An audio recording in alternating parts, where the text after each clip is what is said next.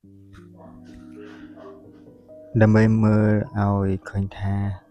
មេក្រុមកម្មករទាំងពីរនាក់នេះធ្វើការងារឲ្យអ្នកយ៉ាងម៉េច សាកល្បងមើលតួយ៉ាងដូចតទៅនេះ ចូលប្រាប់ទៅខ្លួនអ្នកថាថ្ងៃនេះយ៉ាប់យ៉ាងខ្លាំងណាស់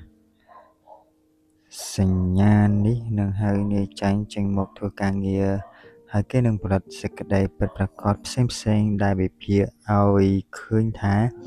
អ្នកត្រូវគេណែនាំថាថ្ងៃនេះក្តៅពេកឬរងាពេក ចំនួនជួញដូរថ្ងៃនេះយ៉ាប់ណាស់ អត្រាការលក់ប្រកាសជាធ្លាក់ចុះ អ្នកដទៃច្បាស់ជាមានប្រៀបលើ អ្នកប្រហែលជាឈឺ ហើយភរិយារបស់អ្នកមានអារម្មណ៍មិនល្អ នាយចាញ់ធ្វើការងារយ៉ាងមានប្រសិទ្ធភាពក្នុងរយៈពេលតែមួយភ្លែត គេអាចវិភាគឃើញថាថ្ងៃនេះយ៉ាប់មែនទែន ហើយមុននឹងអ្នកដឹងខ្លួន អ្នកក៏ជួបថ្ងៃយ៉ាប់បែបនេះរួចស្រេចហើយ តែបើអ្នកប្រាប់ខ្លួនឯងថាថ្ងៃនេះជាថ្ងៃល្អ នាយឈ្នះនឹងប្រញាប់ចេញមករកអ្នកនិងប្រាប់អ្នកថា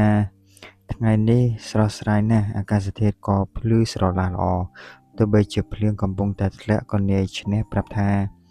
មានភ្លៀងបន្តិចធ្វើឲ្យស្រស់ស្រាយ ថ្ងៃនេះអ្នកប្រកាសជាតាម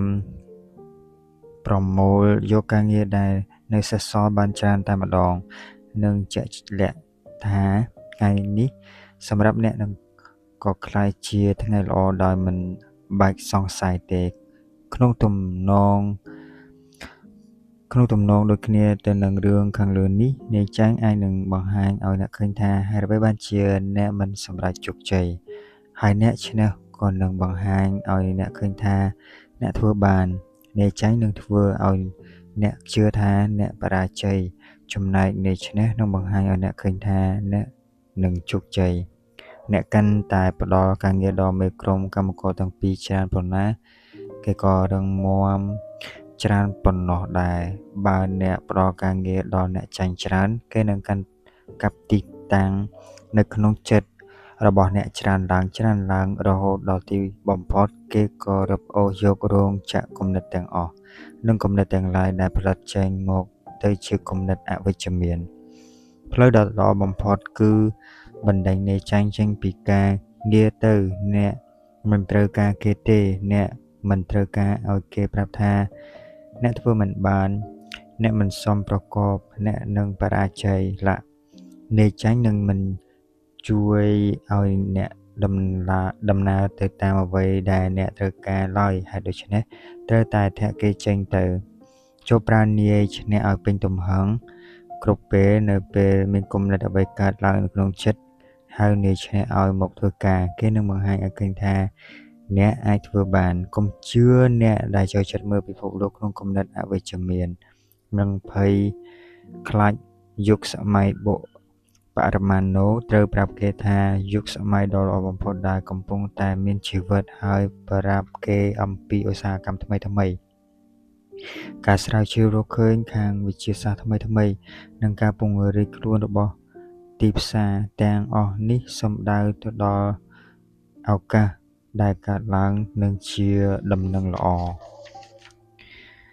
ជាការពិតណាស់ដែលស្ថានភាពទាំងអស់នោះបានបញ្ជាក់ឲ្យឃើញថានឹងមានតម្រូវការបុគ្គលិកលក្ខណៈកម្រិតខ្ពស់គ្រប់សាខាបន្ថែមឡើង ជាបុគ្គលដែលមានសមត្ថភាពល្អបំផុតក្នុងការអូសទាញនិងណែនាំអ្នកដទៃឲ្យធ្វើការងារក្នុងឋានៈជាអ្នកដឹកនាំ បុគ្គលដែលបានទទួលការតែងតាំងឲ្យមានតំណែងទាំងអស់នោះត្រូវតែជាមនុស្សធំ ឬកំពុងតែធំក្នុងបច្ចុប្បន្នភាព ដែលមនុស្សម្នាក់ក្នុងចំណោមនោះគឺជាអ្នក ការដែលសេដ្ឋកិច្ចរីកចម្រើននោះមិនមែនសំដៅដល់មនុស្សគ្រប់រូបអាចទទួលបានជោគជ័យជានិច្ចទេ អស់រយៈពេលរាប់សតវត្សរ៍ដែលសេដ្ឋកិច្ចរបស់ប្រទេសមានការរីកចម្រើនលូតលាស់រហូតមក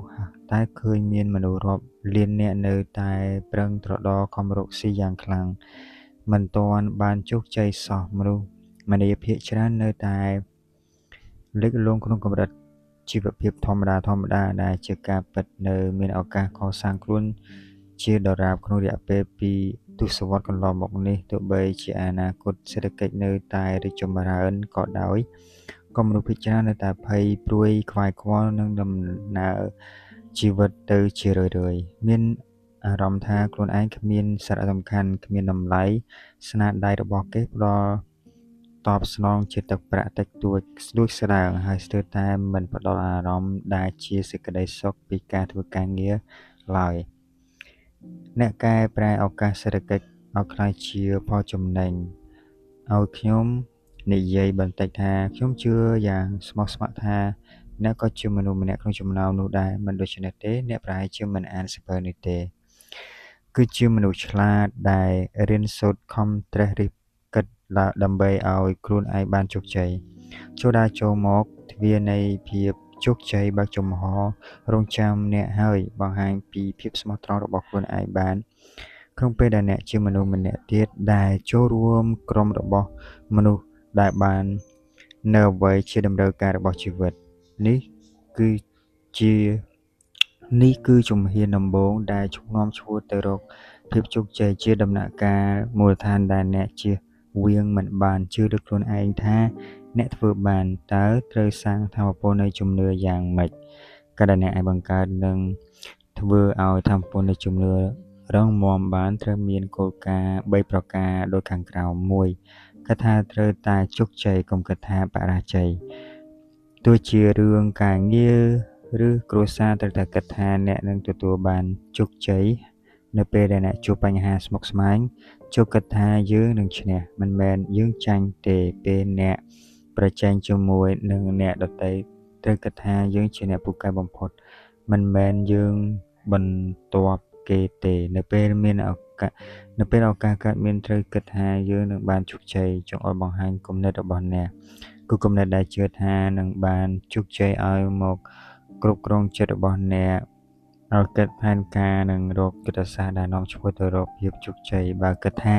នឹងបរាជ័យរមែងឆ្ពោះទៅរកភាពបរាជ័យហើយព្រោះគំនិតដែលថានឹងបរាជ័យនៅគ្រប់គ្រងចិត្តឲ្យគិតនៅអ្វីដែលខុសឆ្គង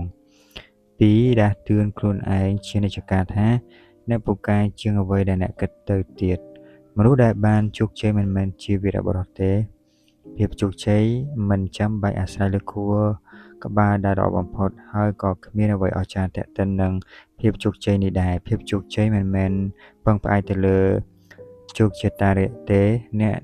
ដែលទទួលបានជោគជ័យគ្រាន់តែជាមនុស្សធម្មតាដែលបានអភិវឌ្ឍជំនឿចិត្តលើខ្លួនឯងនិងធ្វើតាមនោះកុំទទួលស្គាល់ឬបង្ហាញឲ្យអ្នកណាឃើញថាអ្នកមិនមែនជាមនុស្សកម្រិតកំពូលឡើយ3គិតធំទំហំនៃភាពជោគជ័យត្រូវកំណត់ដោយទំហំនៃជំនឿរបស់អ្នកគិតអ្វីតូចៗក៏ទទួលបានជោគជ័យតូចៗដែរបើគិតការធំនឹងនាំឆ្ពោះទៅរកភាពជោគជ័យកាន់តែធំធេងដែរត្រូវចាំទុកថាគំនិតធំនិងផែនការធំធម្មតានឹងធ្វើបានងាយស្រួលជាងគំនិតតូចៗនិងផែនការតូចៗRalph J. Condiner ជាអគ្គនាយកក្រុមហ៊ុន General Electric បានថ្លែងក្នុងសិក្ខាសាលាក្នុងនាមជាថ្នាក់ដឹកនាំថាអ្វីដែលខ្ញុំត្រូវការពីអ្នកគ្រប់រូបដែលចង់ក្លាយជាអ្នកដឹកនាំសម្រាប់ខ្លួនគេនិងសម្រាប់ក្រុមហ៊ុនរបស់គេគឺការបដិញ្ញាចិត្តយ៉ាងមុតមាំដែលត្រូវហ្វឹកហាត់ដោយខ្លួនឯងគ្មានអ្នកណាបង្រៀនឲ្យគេធ្វើបានទេកាលដែលមនុស្សយើងមិនរីកចម្រើនឬជឿនលឿនក្នុងការងារនោះអាស្រ័យទៅលើខ្លួនគេផ្ទាល់ដែលត្រូវធ្វើការងារនិងលះបង់អស់ពីកម្លាំងកាយចិត្តគ្មានអ្នកណាធ្វើឲ្យគេបានទេពាក្យណែនាំរបស់ Condiner ត្រូវជាទីបំផុតអ្នកត្រូវធ្វើឲ្យដូចទៅនឹងអ្នកដែលទទួលបានជោគជ័យខ្ពស់ក្នុងការគ្រប់គ្រងមុខជំនួញការលក់វិស្វកម្មសាសនាការងារនិពន្ធការសម្ដែងជាដើមដែលគេទាំងអស់នេះម្នាក់ក៏មានផែនការអភិវឌ្ឍខ្លួនឯងជានិច្ចកម្មវិធីហ្វឹកហាត់ត្រូវប្រកបដោយគោលការណ៍3ប្រការគឺប្រការទី1ត្រូវមានខ្លឹមសារឬប្រាប់ថានឹងធ្វើអ្វីប្រការទី2ត្រូវមានវិធីប្រាប់ថានឹងធ្វើយ៉ាងម៉េចប្រការទី3ត្រូវឆ្លងកាត់ដំណាក់កាលធ្វើតេស្តសាកល្បងនោះគឺនឹងបានផលយ៉ាងម៉េចការហ្វឹកហាត់ខ្លួនឯងដើម្បីភាពជោគជ័យនោះក៏ដូចគ្នាដែរអ្នក ត្រូវដឹងថាតើត្រូវធ្វើអ្វីរឿងនេះត្រូវសិក្សាពីទស្សនៈនិងវិធីសាស្ត្ររបស់មនុស្សដែលទទួលបានជោគជ័យហើយត្រូវមើលថាគេនឹងធ្វើយ៉ាងម៉េចគេដោះស្រាយបញ្ហាយ៉ាងម៉េចទទួលបានការជឿជាក់ពីអ្នកដទៃយ៉ាងម៉េចអ្វីទៅដែលធ្វើឲ្យខុសពីមនុស្សទូទៅហើយគេគិតយ៉ាងម៉េចផែនការអភិវឌ្ឍខ្លួនឯងនោះត្រូវប្រកបទៅដោយមធ្យោបាយត្រឹមត្រូវដែលត្រូវតែធ្វើវិធីទាំងអស់នេះនឹងបង្ហាញនៅក្នុងមេរៀនបន្តទៀត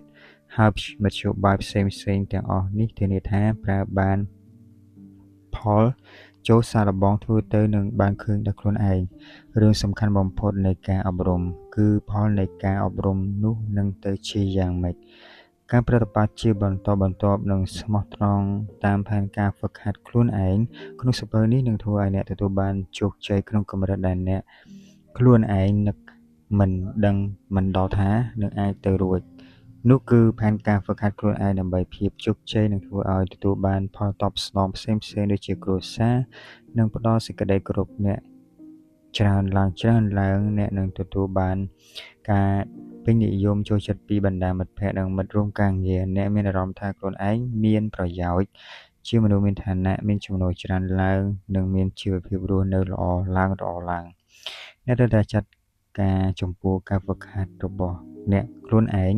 គ្មានអ្នកណាមកឈរចង្អុលប្រាប់អ្នកថាត្រូវធ្វើអ្វីឬធ្វើយ៉ាងម៉េចសៀវភៅនេះនឹងក្លាយទៅជាមេគីយ៉ាងសំខាន់តែអ្នកពេលដែលត្រូវតែយល់ដល់ខ្លួនឯងមានតែអ្នកទេដែលបញ្ជាខ្លួនឯងឲ្យហ្វឹកហាត់និងមានតែអ្នកប៉ុណ្ណោះដែលត្រូវត្រួតពិនិត្យនិងដោះស្រាយអំពីភាពជឿនលឿនរបស់ខ្លួនឯង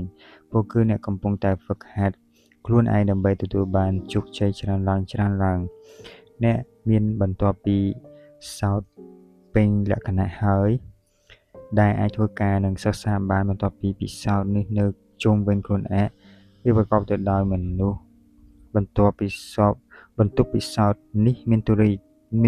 តួយ៉ាងនៃដំណើរប្រតិបត្តិរបស់មនុស្សគ្រប់រូបភាពនិងគ្មានប្រកាសកំណត់ថាអ្នកចង់រៀនសូត្រអ្វីបើគុណសម្បត្តិខ្លួនឯងជាអ្នកវិទ្យាសាស្ត្រនៅក្នុងបន្ទប់ពិសោធន៍របស់អ្នកនោះអ្នកមិនចាំបាច់ទិញអ្វីឡើយមិនចាំបាច់ចំណាយថ្លៃជួលបន្ទប់ពិសោធន៍គ្មានចំណាយលើថ្លៃរត់ការអ្វីទាំងអស់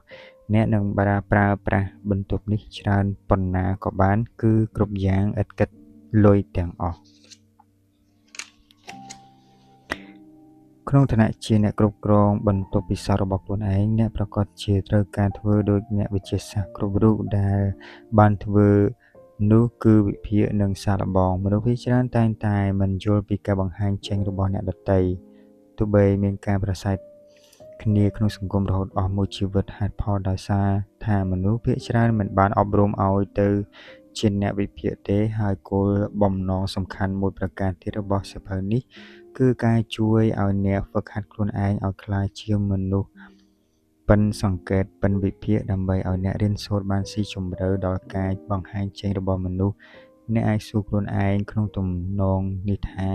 ហេតុអ្វីមនុស្សខ្លះមានមិត្តច្រើនតែអ្នកខ្លះមានមិត្តតិចហេតុអ្វីចនទទួលជោគជ័យច្រើនតែថមអត់សោះ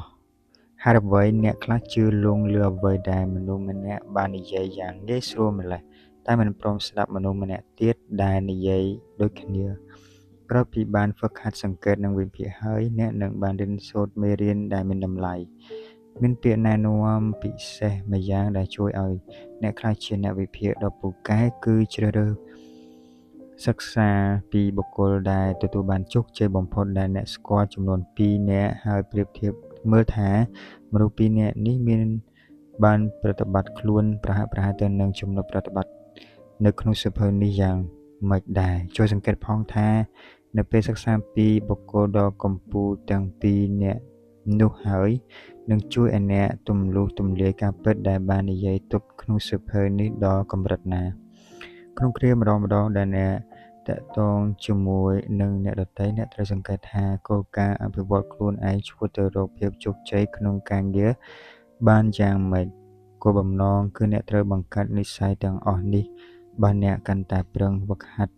ច្រើនប៉ុណ្ណាអ្នកក៏អាចនឹងប្រតិបត្តិតា